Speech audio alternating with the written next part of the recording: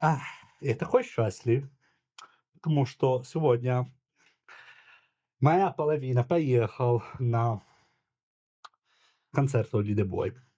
И ты скажешь: "Поэтому ты доволен?" Нет, не поэтому. Потому что я провел ее в вокзал. Там было кое-что. Там было поезд Победа. Там было поезд Победа. И мне это так понравилось, ребята, так понравилось. И я люблю эту страну. Я люблю это место. Там было это машинист, ну, там внутри это поезд. Он мне сказал: "Можно?"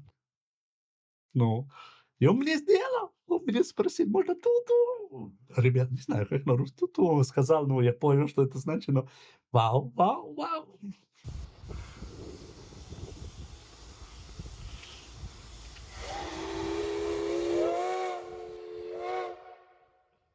Я счастливый как ребенок. Но эти вещи вообще я хотел плакать. А не потому, что он это сделал. Он мне спросил, он сделал специально для меня. В Италии тебе это не сделают.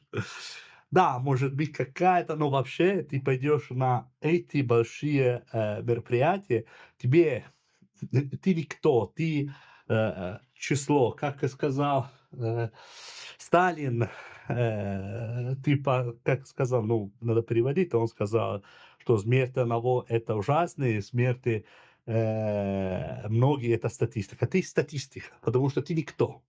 А если приедет кто-то, естественно, так это сделано, но ты никто. А здесь у все сделают.